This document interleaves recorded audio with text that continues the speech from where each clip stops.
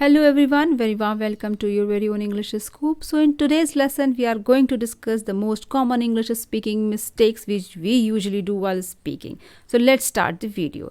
So first mistake is while introducing yourself, you say myself Riya. Myself Riya कभी भी नहीं बोलना चाहिए अगर आप खुद को इंट्रोड्यूस करा रहे हैं. You should say I am Riya या आप कह सकते हैं my name is Riya. I am Riya आप कब बोलेंगे? When someone asks who is Riya. मान लीजिए someone enters into the room and asks who is Riya, तब आप बोलिए I am Riya. My name is Riya. While introducing yourself, जब आप खुद को दूसरों से इंट्रोड्यूस करा रहे हैं तब आप कहेंगे My name is Riya. The next is he didn't wrote the test last week. This is the mistake which we usually do while speaking. Always remember did is never followed by the past tense of verb. He didn't write the test last week. Yes, this is right because did.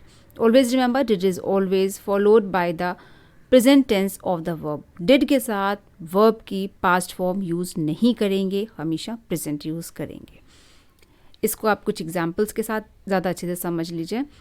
He didn't get up early today. Did के साथ verb की first form है get. He didn't study science today.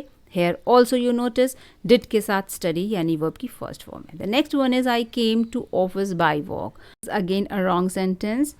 We can say by car, by bus, by bike, by flight or by train.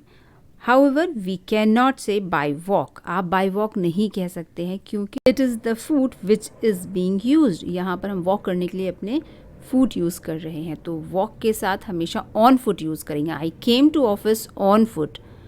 By walk नहीं कहना है. I came to office by car. I came to office by bus. But if you are on foot, I came to office on foot. अगर आप पैदल चलकर कहीं भी जा रहे हैं तो आप वहाँ पर on foot का यूज़ करेंगे, by का यूज़ नहीं करेंगे. The next is I prefer coffee than tea. Always remember prefer के साथ preposition to का यूज़ किया जाएगा, then का यूज़ हम नहीं करेंगे. I prefer coffee to tea. This is the right sentence. Never say I prefer coffee than tea. The next is can you loan me an eraser? The right one is can you borrow me a eraser? क्या आप मुझे eraser उधार दे सकते हैं? Loan का use क्यों नहीं करेंगे? Let's see.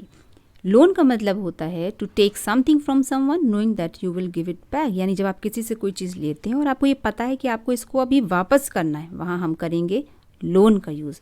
और बोरो का हम यूज़ करते हैं मीन्स टू. इट मीन्स बोरो का मतलब क्या होता है पहले ये देख लीजिए कि बोरो का मीन होता है to pass something on to someone else for short time. जब थोड़े से टाइम के लिए आप किसी को कोई चीज़ देते हैं, छोटे से ट्रिक से इसको ध्यान रखिएगा.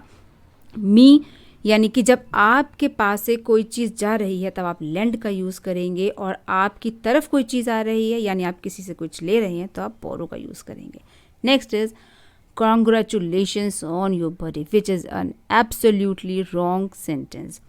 बर्थडे के लिए आप कभी भी किसी को कॉन्ग्रेचुलेट नहीं करेंगे क्योंकि कॉन्ग्रेचुलेशन का यूज़ हम हमेशा किसी की अचीवमेंट को प्रेज़ करने के लिए, तारीफ़ करने के लिए यूज़ करते हैं. किसी का बर्थडे है तो आप सिंपली कह सकते हैं हैप्पी बर्थडे या आप उसे गुड विशेस भी दे सकते हैं उसकी बर्थडे के लिए. बर्थडे कोई अचीवमेंट नहीं है, it just happens to you.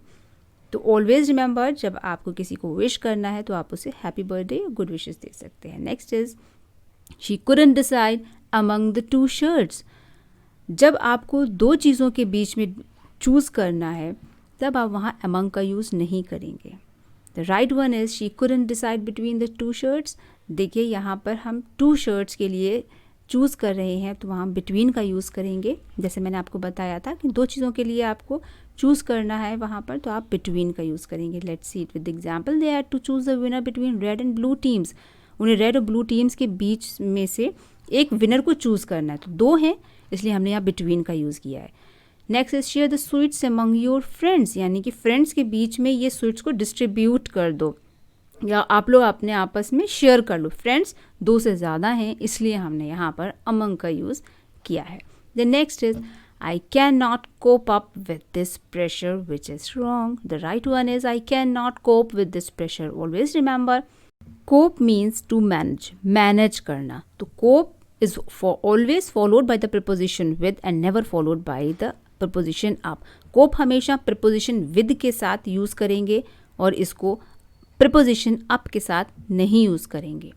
The next is ले एंड लाई। नॉर्मली ये दो वर्ड्स में कन्फ्यूजन होता है।